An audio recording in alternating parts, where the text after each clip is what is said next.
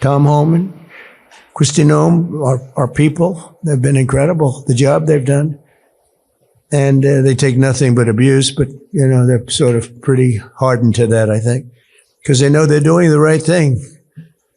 It just amazes me that there's not more support out there. It's just, we actually have a silent support. I think it's silent. I think well, that's how I won. I got probably 85 million votes. They say 78 million, 79 million. They cheated in this election too. It was just too big to rig.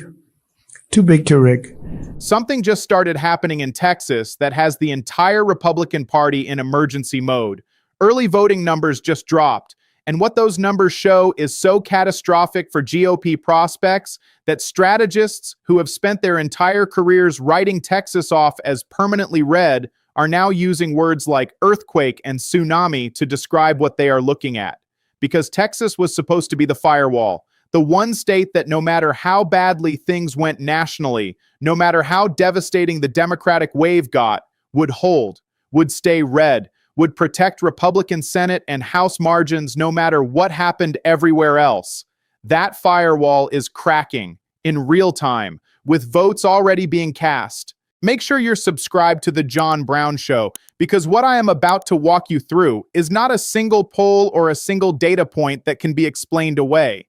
This is a convergence of early voting numbers, special election results, candidate fundraising, and approval rating collapses that together paint a picture every Republican in a competitive race needs to see before it is too late to respond. Here is the raw early voting data that set off alarm bells across the political world. In the first week of early voting in Texas, Democratic primary ballots are outnumbering Republican primary ballots by approximately 100,000 votes. Over 500,000 Democratic primary ballots cast in a single week. That number represents nearly 90% of the total Democratic early vote from the entire 2022 primary cycle, and it is more than double the pace Democrats were running at in week 1 of that same cycle. Share this video because those numbers need context to understand exactly how extraordinary they are. Texas Democrats in 2022 did not have a great cycle. The enthusiasm was not there. The turnout was not there. The results reflected that. Republicans dominated up and down the ballot and felt secure in their assessment that Texas would not be seriously competitive for the foreseeable future. What is happening right now in week 1 of 2026 early voting is not a modest improvement over that baseline. It is a complete obliteration of it. Democratic voters are showing up at more than double the rate they showed up 4 years ago. And Republicans are watching that happen without a clear answer for what is driving it or how to stop it. Think about what 500,000 Democratic primary ballots in 1 week means for November. Primary enthusiasm is the most reliable leading indicator of general election turnout.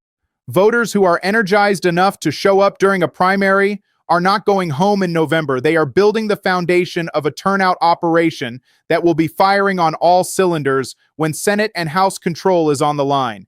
Make sure you're subscribed because what just happened in a Texas state Senate district explains exactly where all this Democratic energy is coming from and what it can produce. A Texas state Senate district that Donald Trump carried by 17 points in the 2024 general election just flipped. Not narrowly.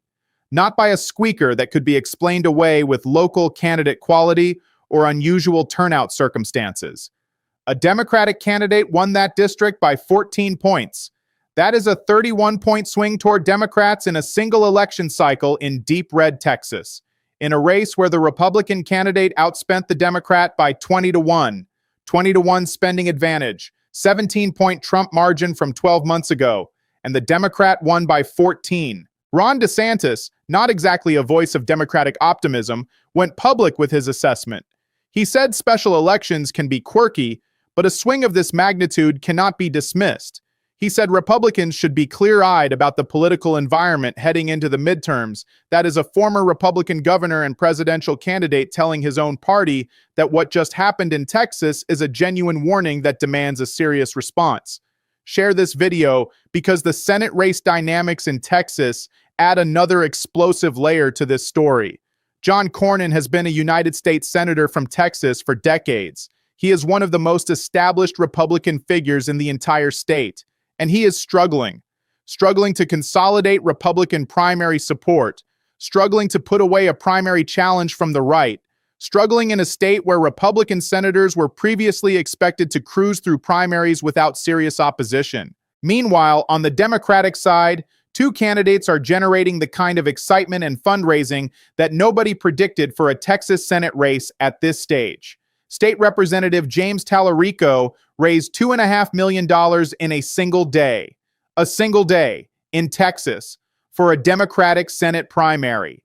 That fundraising number would be remarkable for a candidate in a traditionally competitive blue state.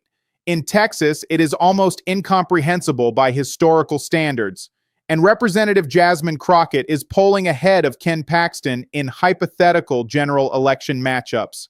Paxton, the Republican Attorney General who survived an impeachment attempt and has been one of the most aggressive culture war combatants in the entire Republican Party.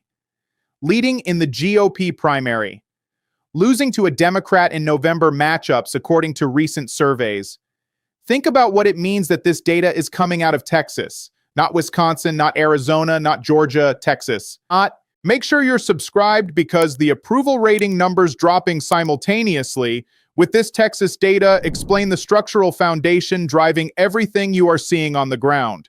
Trump is heading into his State of the Union address, carrying the lowest approval rating of either of his two terms. The lowest approval rating any president has carried into a State of the Union address this century, and the number that is most devastating is not his overall approval. It is his standing with independent voters, 47 points underwater with independents. 1 year ago, he was 13 points above water with the same group. That is a 60-point collapse in independent approval in 12 months. Among the voters who decided every competitive election in 2022, 2020, 2018, and will decide every competitive election in 2026, 60 points in 1 year. You cannot win elections when you are 47 points underwater with independents on your best issue. Trump's entire political identity has been built around economic competence, deals, winning, making America rich again. Independent voters are not buying it. 60% disapproval heading into the State of the Union tells you the speech has an enormous hole to dig out of before it can even begin to move numbers. Share this video because the internal Republican response to all of this reveals just how deep the panic actually runs. Trump has not endorsed a single Republican candidate in the Texas Senate primary. Think about that. The man who built his entire political brand around loyalty, around personal endorsements as currency, around making himself the kingmaker in Republican primaries across the country, has looked at the Texas Senate race and decided to stay out entirely. He told interviewers he supports all three major Republican contenders. All three. That is not a strategic endorsement. That is a man who does not want his name attached to whoever loses. Republican operatives are openly acknowledging what they are calling a sleepy GOP base problem. Their own voters are not showing up at the same rates they showed up in 2024. The coalition that delivered Trump's margins is not translating into primary enthusiasm. And when base voters do not show up in primaries, they frequently do not show up in November either. The spending gap in that flipped Texas State Senate district makes this even more alarming. 20-1 Republican spending advantage. Republicans had every resource advantage, every structural advantage, every historical advantage in a district Trump won by 17. And it was not enough, not close to enough. If money cannot solve this problem in a safe Republican district, money is not going to solve this problem in competitive districts across the country. Think about what happens when you apply these Texas numbers to the national congressional map. Make sure you're subscribed because the generic ballot numbers sitting behind all of this local data show exactly where the national environment is heading. Democratic candidates are running at 52% on the generic congressional ballot. Republicans at 46%. In the modern era of polarized voting, that 6-point generic ballot lead translates to a significant number of House seats changing hands. Applied to the competitive districts where Republican incumbents are defending margins that looked comfortable in 2024, but now look extremely vulnerable given the mood shift with independents, a 6-point generic ballot advantage produces wave election territory. and the special election data confirms the generic ballot is not a statistical artifact. Democrats are running 12 to 15 points better than their 2024 baseline in state and federal special elections across the country, in every region, in districts of every type. The overperformance is not concentrated in already blue areas. The most startling results are coming from deep red territory that was never supposed to be in play. South Louisiana, North Texas, rural Oklahoma, where Republican margins are shrinking dramatically even in wins.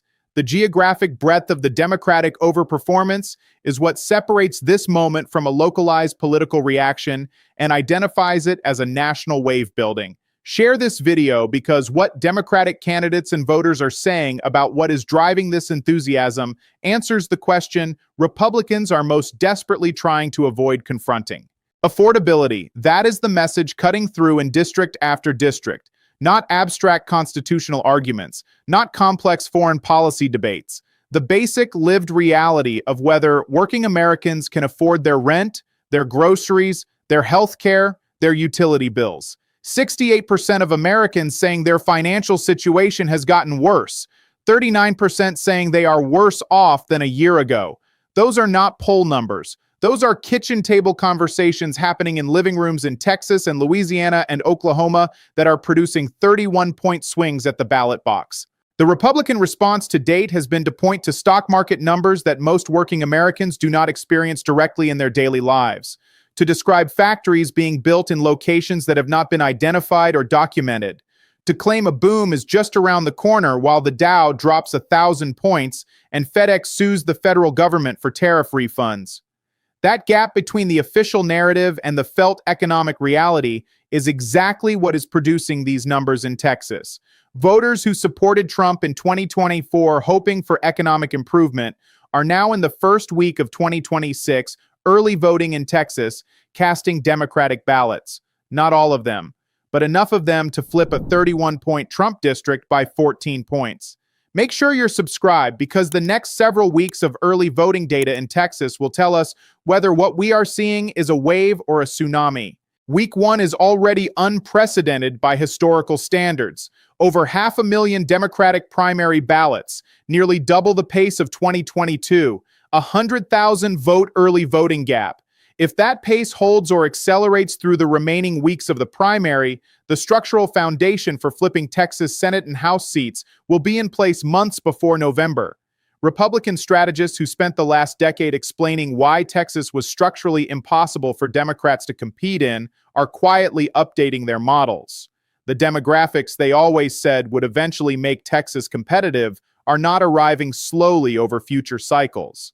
They are showing up at polling locations in week 1 of early voting with a Democratic primary ballot in their hand. Texas was the firewall. The firewall is on fire. This story is just getting started. Stay tuned.